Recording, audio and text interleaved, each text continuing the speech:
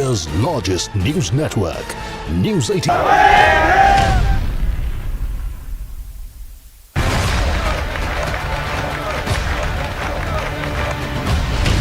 सबने किया वादा, नहीं दिखाया इरादा।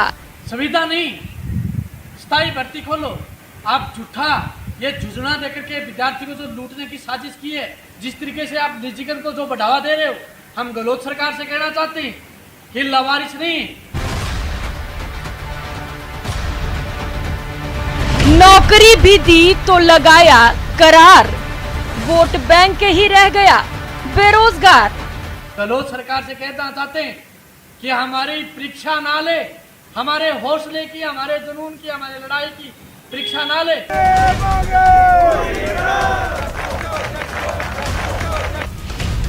बना दी कमेटी, दिखाना था प्रयास, फिर एक बार धरी रह गई हरास।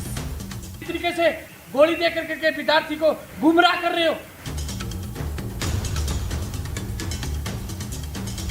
पुराना ही मलाल नहीं हुआ विदा, निकाली बम्पर नौकरी, शर्त संविदा।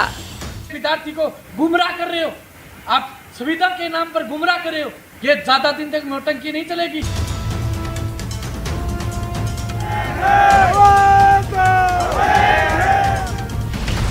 ठेके पर नौकरी, ठेंगे पर वादा।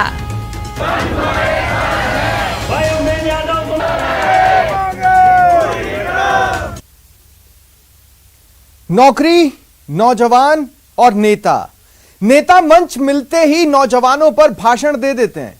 नौजवान जब अपनी जंग का मैदान चुनता है तो अकेले रह जाता है। साथ देने आते हैं वो नेता जिन्हें हम विपक्ष के तौर पर जानते हैं। सत्ता की तरफ से आता है संदेश, प्रतिनिधिमंडल बनाओ, आ जाओ, बात करते हैं। वक्त के सफर में सत्ता और विपक्ष में बैठे दलों के रोल बदल जाते हैं, पर नौजवानों का संघर्ष यूं ही चलता रहता है। हां, इतना जरूर है कि उनके हिस्से में कमेटी दर कमेटी आती जाती है। नमस्कार, आप देख रहे हैं ठेके पर नौकरी, ठेंगे पर वादा। आपके साथ मैं हूं स्वप्निल। आयोगों और बोर्डों की भयानक अराजकता के बीच बहुत से पद खाली के खाली ही रह जाते हैं। भर्तियां होती भी हैं तो संविदा पर। मरुधरा में बहुत से संविदा कर्मी बरसों से काम कर रहे हैं और एक नया बेड़ा इनकी फौज में जुड़ने की तैयारी में है। सरकारी से कम वेतन, ज्यादा शोषण का सामना करने वाली फौज, यानी आज के गिरमिटिया। सवाल यही है कि अब पहले संविदा को अलविदा कहे इनको मुक्ति मिलती है या अगले इलेक्शन के वक्त फिर वादा।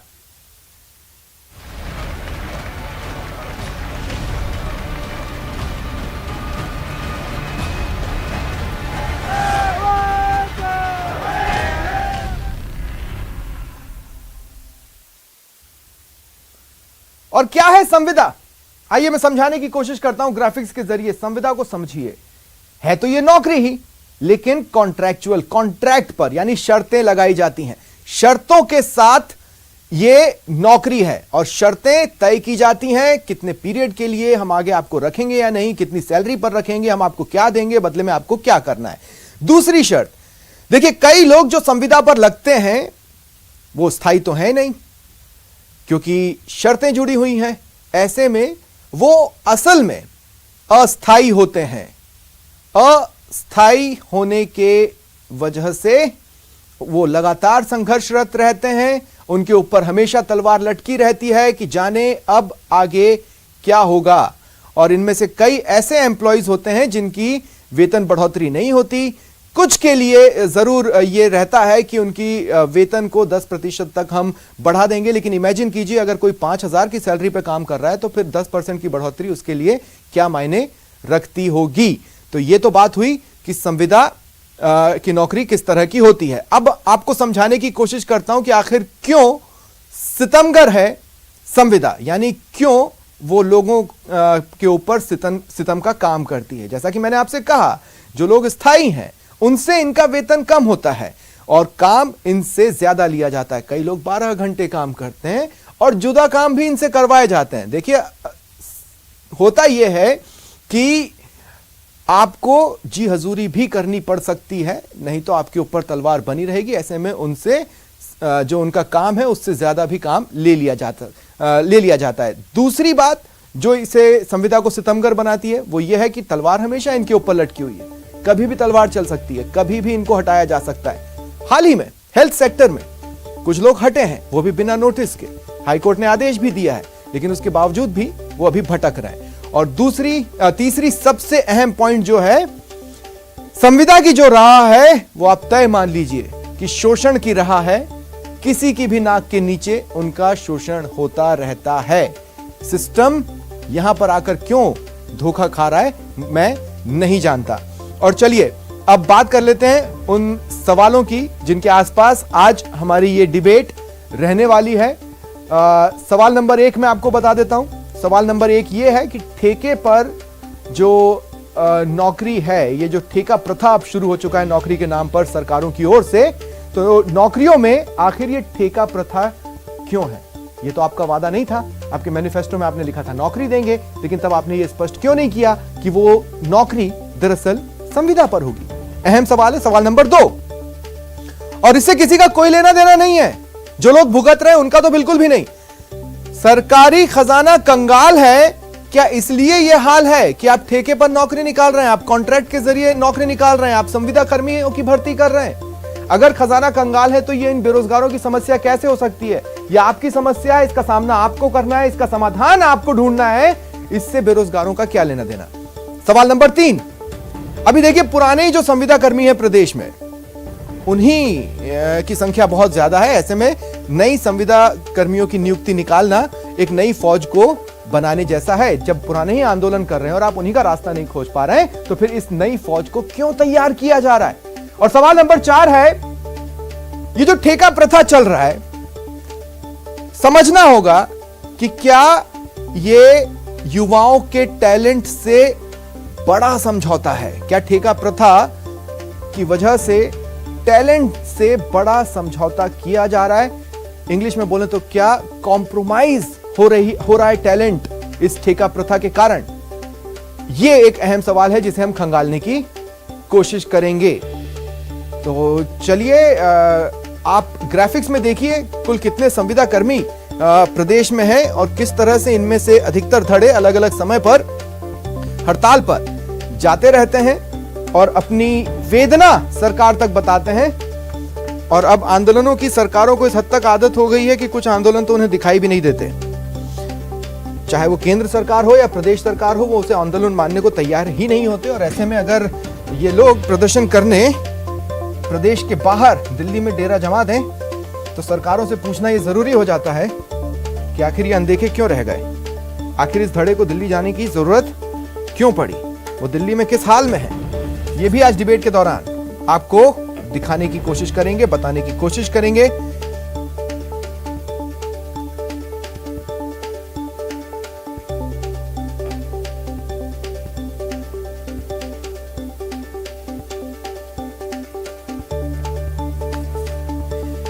प्रदेश में कंप्यूटर शिक्षकों का नया कैडर सृजित करने का निर्णय हुआ।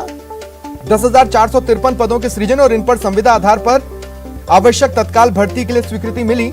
और इसके बाद से वो बेरोजगार जिन्होंने कंप्यूटर की डिग्री ली है वो आंदोलनरत हैं। देखिए इस बात को भी समझना होगा, इनके अपने परिवार हैं। इन्होंने सरकारी नौकरी के लिए रास्ता इसलिए चुना क्योंकि वो एश्योरेंस चाहते हैं जॉब को लेकर, इसलिए नहीं कि उनके ऊपर तलवार लटकी रहे।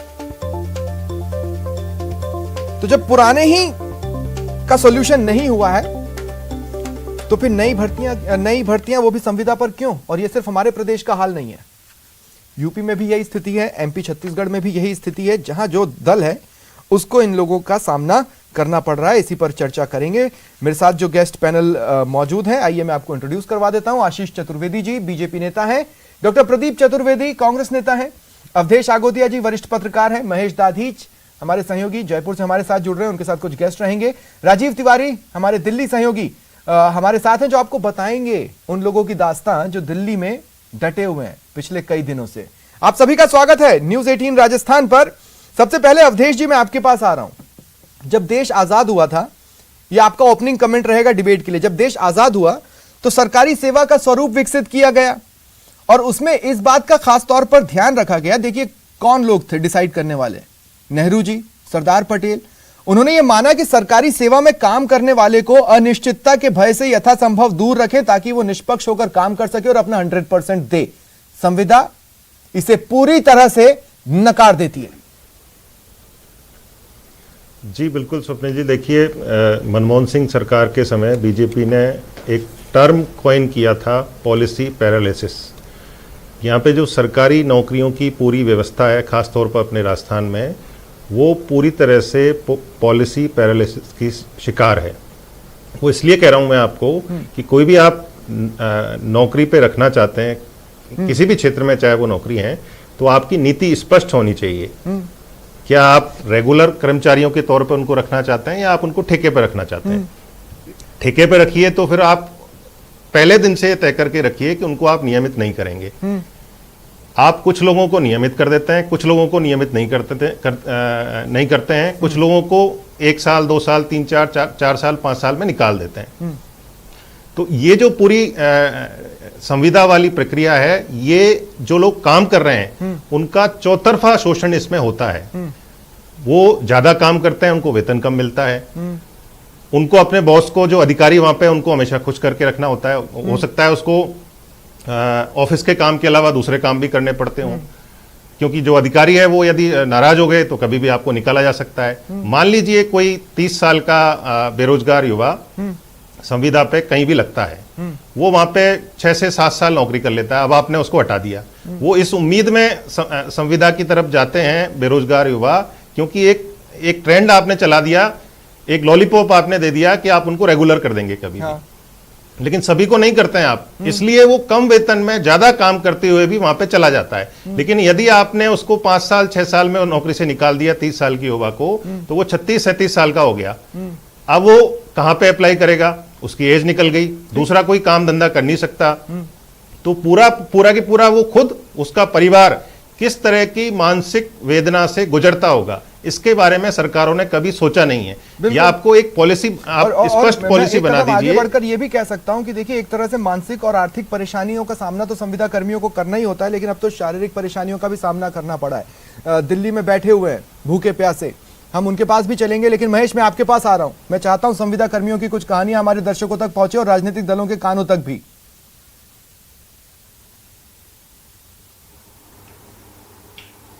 जी बिल्कुल, देखिए मेरे साथ में इस समय जो है कंप्यूटर के अभ्यर्थी हैं जो कि लगातार इसका विरोध कर रहे हैं। दिल्ली में भी जो अभ्यर्थी हैं वो है, और यहाँ राजस्थान में जो रह करके लगातार इस विरोध को उठा रहे हैं अश्विनी हमारे साथ में है। और शिक्षा विभाग की जो तमाम जो मदरसा और शिक्षा पैरा टीचर्स की बात हो उसको उठाते रहे हैं यहाँ पर। वो गेस्ट भी हमारे साथ में है, सैयद मसूद अख्तर हमारे साथ में है, और अरुण शर्मा जो कि मेडिकल से रिलेटेड जो तमाम संविदा के मसले हैं वो उनको उठाते रहे। मैं सबसे पहले इंट्रोड्यूस के बाद में अब आप लोगों की जो पीड़ा है, आप लोगों की जो समस्याएं हैं, किस तरह से आप देखते हैं कि संविदा पर लगने के बाद में किन तरह की परेशानियों से आप लोग को गुजरना होता है, और क्या कुछ परेशानियां हैं आप लोग की? सबसे पहले मैं वो जानना चाहूंगा।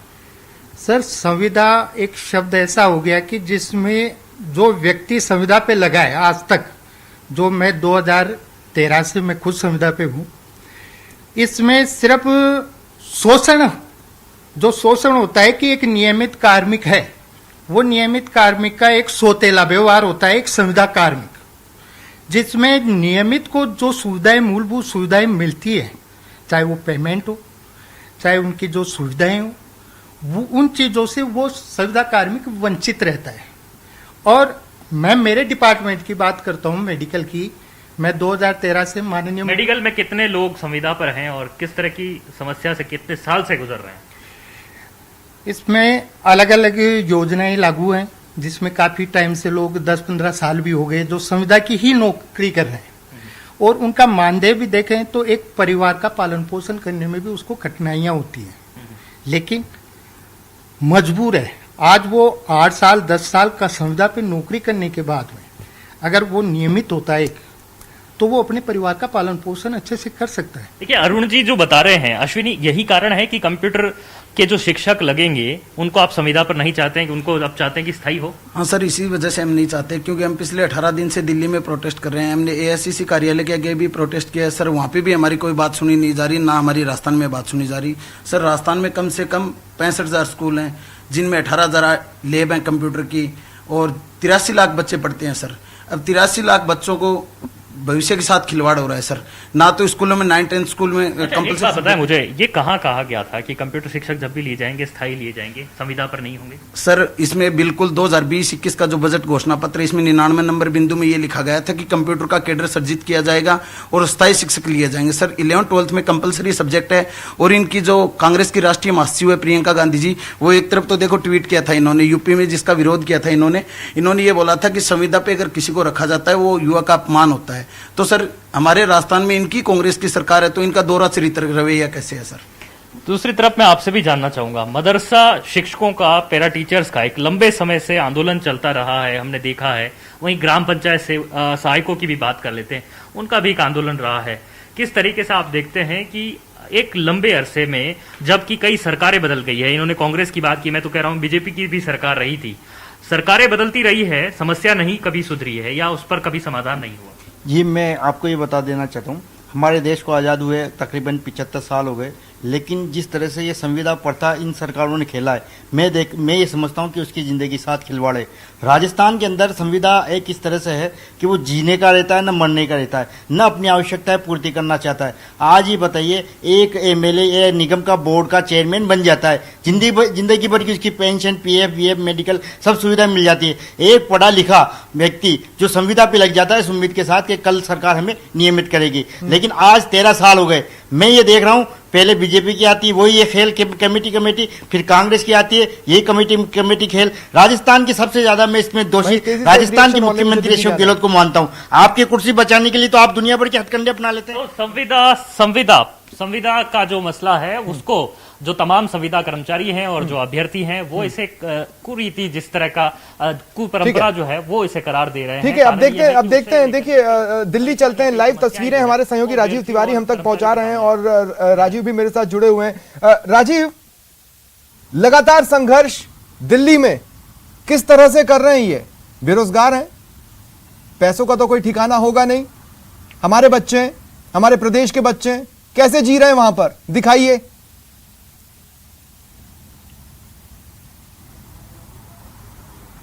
बिल्कुल, अगर देखा जाए तो यहाँ पर बहुत ही संघर्ष करना पड़ रहा है इन लोगों को। ये लोग 18 दिन से गाजीपुर बॉर्डर पर बैठे हुए हैं। मैं बताना चाहूँगा कि गाजीपुर बॉर्डर काफ़ी चर्चित रहा है। लगातार किसान यहाँ पे 7 महीने से प्रोटेस्ट कर रहे हैं अपनी मांगों को लेकर के।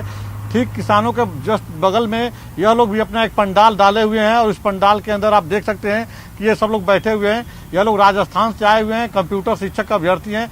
लगातार कई जगह पे इन लोगों ने विरोध प्रदर्शन किया, कांग्रेस मुख्यालय पे अपना विरोध प्रदर्शन किया अपनी मांगों को लेकर के। उसके बाद उत्तर प्रदेश भी कई जिलों में लोग गए, अपनी मांगों को लेकर प्रोटेस्ट करते रहे, क्योंकि प्रियंका गांधी ने सीधे तौर पर सवाल उठाया था जब मुख्यमंत्री, उत्तर प्रदेश के मुख्यमंत्री ने संविदा पे कुछ भर्तियां निकाली थी, तो उन्होंने विरोध जताया था। तो उसी तहत वो लोग गए थे, उत्तर प्रदेश का भी दौरा किए, और अब ये लोग यहाँ पे 18 दिन से बैठे हुए हैं। यहाँ पे दीपेश चौधरी जी हैं, नेतृत्व कर रहे हैं यहाँ पे जितने भी लोग हैं यहाँ पे, क्योंकि यहाँ पे भारी संख्या में जो कंप्यूटर शिक्षक अभ्यर्थी पहुंचे हुए थे, लेकिन धीरे धीरे ऐसे कुछ दिल्ली क्यों जाना पड़ा है, पूछिए इनसे। लगातार गर्मी पड़ रही है और यहाँ पे स्थिति, जी बिल्कुल बिल्कुल। ये बताइए कि आप लोगों को दिल्ली यहाँ पे विरोध प्रदर्शन करने क्यों आना पड़ा? क्या आपकी बातों को वहाँ पे सुनने वाला कोई नहीं था? सर, राजस्थान में हमने लंबे समय से संघर्ष किया, जिसका परिणाम ये निकला, जैसे हमने वर्चुअल धरना चलाया। हमने 24 दिन तक घर बैठे कोरोना काल में वर्चुअल धरना चलाया, जिसके बाद सरकार ने संविदा भर्ती जारी कर दी। उसके बाद हम शिक्षा मंत्री जी से मिले, बट उन्होंने कोई ठोस आश्वासन नहीं दिया। मजबूरन हमें दिल्ली आना पड़ा कांग्रेस आलाकमान से निवेदन करने के लिए कि जैसे प्रियंका जी ने यूपी के अंदर जैसे योगी आदित्यनाथ जी ने इसी तरह की संविदा भर्ती की घोषणा की, तो उसके जस्ट अगले दिन प्रियंका गांधी जी को ये दिख गया कि ये बेरोजगारों का अपमान है। परंतु राजस्थान के हम बेरोजगार यहाँ 18 दिन से बैठे हैं और उन्हें ये चीज दिखाई नहीं दे रही है कि भाई राजस्थान के बेरोजगारों का ये अपमान क्यों नहीं है। कांग्रेस के किसी बड़े नेता से बात हुई? आप लोग दिल्ली में लगातार विरोध कर रहे हैं, कांग्रेस मुख्यालय के बाहर भी विरोध प्रदर्शन किए, कांग्रेस पार्टी के किसी बड़े नेता से बात हुई आपकी? आपने बात रखी वहाँ पे? सर, हमने पवन कुमार बंसल जी हो गए, जैसे केसी वेणुगोपाल जी हो गए, उसके अलावा हमने यूथ कांग्रेस के अध्यक्ष श्रीनिवासन जी, अपने दिग्विजय सिंह जी जो कांग्रेस के राज्यसभा सदस्य हैं, उसके अलावा जो डॉक्टर मनमोहन सिंह जी पूर्व प्रधानमंत्री हैं, जो रहने की व्यवस्था कैसे हमारे होती है इनकी? से राज्यसभा सांसद भी, हमने उनके घर भी ज्ञापन दिया, हमने राहुल गांधी जी, प्रियंका गांधी जी घर ज्ञापन दिया, परंतु कोई ठोस सुनवाई नहीं हो पा रही। अच्छा, आपको रोकना चाहिए। आप बताइए, यहाँ पे आप लोग हाईवे पे बैठे हैं, गाजीपुर बॉर्डर है, पंडाल डाले हुए हैं, यहाँ पे ये बताइए कि आप लोगों को भोजन पानी कहाँ से मिल पा रहा है और तमाम जो नहाना धोना तमाम जो क्रिया होती है कैसे कर रहे हैं आप लोग यहाँ पे? देखो सर, यहाँ पे जो किसान लोग हैं वो हमारे से हेल्प करते हैं, मतलब खाने वाने की जो गुरुद्वारा है वहाँ पे हम खाने जाते हैं। पहले सोने की व्यवस्था नहीं थी यहाँ पे, हम यहाँ पे बाहर ही कहाँ पे सो जाते थे, ऐसा कुछ था नहीं। फिर हमारे किसान लोगों ने हमारे से बात की, उन्होंने हमारे थोड़ी बहुत हेल्प की, और हेल्प करने के बाद हमारे को ये गद्दे वद्दे जो आपको दिख रहे हैं ना, ये गद्दे उन्होंने प्रोवाइड करवाए। और इसके अलावा हम कहाँ पे लंगर वहाँ पे खाने जाते हैं। इसके अलावा जो टैंक होते हैं ना, पानी के टैंक है जहाँ पे किसान भाइयों के, वो वहाँ पे हम बाहर ही कहाँ पे नहाते हैं, जहाँ पे वहाँ। और बताइए क्या क्या दिक्कत आ रही है यहाँ पे फिलहाल अभी आप लोग को? सर, अब जैसा आपने देखा होगा हमारे इस पंडाल में लाइट की कोई व्यवस्था नहीं है, हमने अभी लाइट करवाई है। अब हमारे पास न पंखा है न कूलर है, यहाँ 45 डिग्री तापमान है। हमारे अधिकतर साथियों की सबसे बड़ी समस्या ये हुई कि गर्मी के अंदर डिहाइड्रेशन की दिक्कत हो गई, उल्टी दस्त हुई, उनको हॉस्पिटल में एडमिट करवाना पड़ा। हमारे काफी जनों के पेट में दिक्कत हो गई, भोजन सही तरीके से नहीं मिल पाने की वजह से। ठीक है, मैं आगे आऊंगा आपके पास। यहाँ पे बहुत तरह के, लेकिन अब मुझे राजनीतिक जमात से भी सवाल जवाब करना चाहिए, और डॉक्टर प्रदीप चतुर्वेदी आपसे शुरुआत करना चाहता हूं। मैं एक बात जानना चाहता हूं कि जब आप लोगों ने ये वादा किया था और मैनिफेस्टो बनाया था, मैनिफेस्टो में आप ही लोगों ने लिखा है, मैं नहीं, अपने मन से नहीं कह रहा हूं, श्रम और रोजगार कॉलम में पॉइंट नंबर 3, संविदा कर्मियों की जानकारी हासिल कर विभिन्न अधिनियमों के तहत इन्हें रेगुलर करेंगे। उसके बाद आपने कमेटी बनाई। मैं आपसे ये पूछ रहा हूं, आज जब बेरोजगार ये कह रहा है कि तुमने हमसे बदले गिन गिन के लिए, क्या हमने चुना था तुम्हें इस दिन के लिए? देखिए स्वप्निल जी, जो चर्चा इस वक्त हो रही है उसमें अगर आप देखें तो सरकार ने बजट भाषण में जो माननीय मुख्यमंत्री जी ने कहा था कि उसके अनुसार आप देखिए कि इस सरकार ने, जहां तक संविदा कर्मियों की बात है, संविदा कर्मी एक बहुत छोटे पीरियड की व्यवस्था होती है जिसमें सरकार अपने कार्य योजना के अनुरूप छोटे छोटे समूह में इनको नियोजित करती है और एक कॉन्ट्रैक्ट के बेसिस पे इनको रखती है। उसमें कहीं पर भी इस तरह का प्रावधान नहीं होता है कि ये लोग लंबी अवधि के लिए सरकार के साथ नौकरी लेने के लिए हकदार होंगे। इस तरह की तो फिर वादा क्यों किया आपने? नहीं है। और चूंकि 2014 के बाद स्वप्निल जी, वादा क्यों किया आपने? देश का जो राजनीतिक वातावरण है, सुनिए मैं जवाब देता हूँ, थोड़ा मुझे समय दीजिए। कि वादा तो सरकार करती है क्योंकि उनके अपने लोग होते हैं, प्रदेश के लोग होते हैं, उनकी कल्याणकारी योजनाओं को हमें सामने रखना होता है, उसके बेस पे चुनाव लड़ना होता है। और जो कुछ भी किया गया, अगर आप देखें कि जैसे आपने अभी खुद कहा कि एक कमेटी बनाई गई, उसकी कमेटी की रिपोर्ट आने से पहले माननीय मुख्यमंत्री जी ने घोषणा कर दी कि इनका रिपोर्ट सरकार को सौंप दी गई है। अब कहां है वो रिपोर्ट, क्या हो रहा है, उसको लाइए ना पब्लिक डोमेन में, हम भी तो देखें क्या कर रही है सरकार उस कमेटी के नाम पर जिसने 8 बैठकें की हैं। देखिए रिपोर्ट अभी तक आई नहीं है, लेकिन उसके बावजूद भी मुख्यमंत्री जी ने अपने विवेक पर 10% इनका मानदेय बढ़ा दिया गया है। हाँ, तो फिर इसका क्या मतलब समझे कि ये आपने लंबे वक्त के लिए टाल दिया है? ये संवेदनशीलता मुख्यमंत्री नहीं, इसका क्या मतलब समझे हम, आपने लंबे वक्त के लिए टाल दिया, अभी मानदेय बढ़ा दिया, अब निर्णय लेने की क्या जरूरत है? थोड़े दिन और देखते हैं, ये तो आपने समय खरीदा। उसकी रिपोर्ट नहीं आने से पहले ही अगर मुख्यमंत्री जी ने स्वयं संज्ञान लेते हुए अगर उनका मानदेय बढ़ाने की बात की है तो ये स्वागत योग्य कदम है। अरे भाई, आप मानदेय बढ़ाइए, उन्हें जरूरत है, आप फिर महंगाई के नाम पे सड़कों पर प्रदर्शन कैसे करेंगे? मैं कह रहा हूं आपने वादा किस बेसिस पर किया था? नहीं, देखिए सवाल वही है कि आज सरकार की अपनी सीमाएं हैं, सरकार ने जितनी भी नौकरियां देने की बात आपने तरीका बताया है सर, अभी हमारी कि हम कैसे नियमित करेंगे अपने मैनिफेस्टो में। वर्तमान सरकार ने अभी 10,453 कंप्यूटर शिक्षकों पद की घोषणा की है। सर, पुरानों का मसला सॉल्व नहीं हुआ, नई फौज खड़ी कर देंगे। पुरानों का मसला तो सॉल्व नहीं हुआ, नई फौज आप खड़ी कर देंगे संविदा कर्मियों की। होंगे सर, आप मेरी बात सुने, मुझे अपनी बात कहने का मौका दें तो मैं बात कहूंगा। हाँ बोले। हाँ तो देखिए 10,453 में 9,862 तो बेसिक कंप्यूटर इंस्ट्रक्टर की पोस्ट निकाली गई हैं, 591 सीनियर कंप्यूटर इंस्ट्रक्टर पोस्ट निकाली गई है। इनकी जो सैलरी है जूनियर के लेवल पे 18,500 रुपए प्रतिमाह होगी और जो सीनियर लेवल का है 23,500 प्रतिमाह होगी। अब जैसा आप इसमें पैसा बचा सकते थे सर, मैं आपको बताता हूं कैसे आप इसमें पैसा बचा सकते थे, मैं आपको बताता हूं कैसे।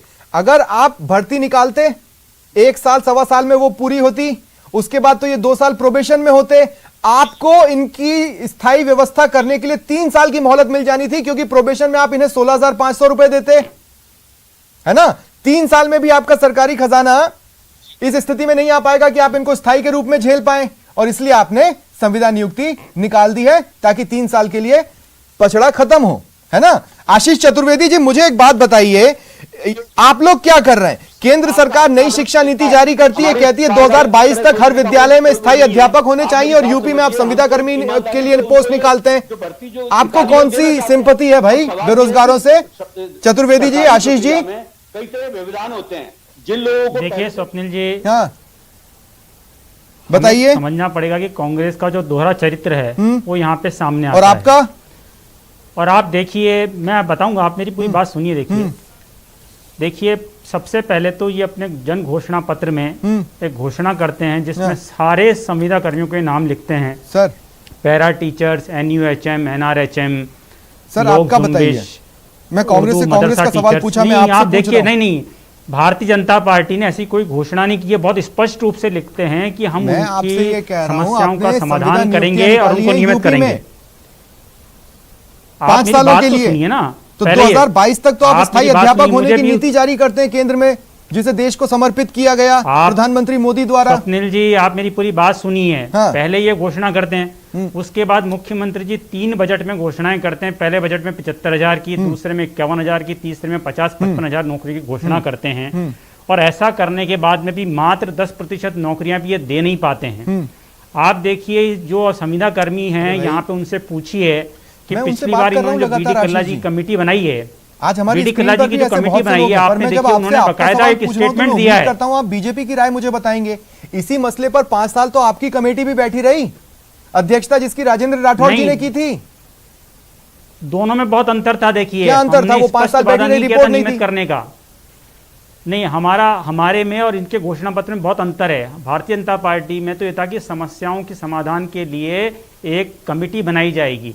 यहाँ पे इन्होंने बोला कि हम समाधान करके इनको नियमित करेंगे। पॉलिटिकल एंगल भी है। आप क्लूलेस थे। स्वप्निल जी एक मिनट मेरी बात सुनिए। देखिए, इसका एक पॉलिटिकल एंगल भी है। अगर हम चुनाव की बात करें, 2018 के विधानसभा चुनाव की बात करें, तो भारतीय जनता पार्टी और कांग्रेस के वोट में मात्र मेरे को वोटिंग से कोई लेना देना नहीं। 1,50,000 वोटिंग से कोई लेना देना नहीं। आप ये बात मान लीजिए, अगर जो लोग वोट देने जा रहे हैं, अगर वो आपको वोट दे रहे हैं या कांग्रेस को वोट दे रहे हैं, और अगर वादा नौकरी का है तो वो मजबूरी में दे रहे हैं, वो आपकी विचारधारा से सहमत है, जरूरी नहीं है कि इसलिए वोट दे रहे हो। और इसी पॉइंट के साथ मैं लौटूंगा, एक ब्रेक के लिए यहाँ पर रुक रहा हूँ, जल्द हाजिर होता हूँ।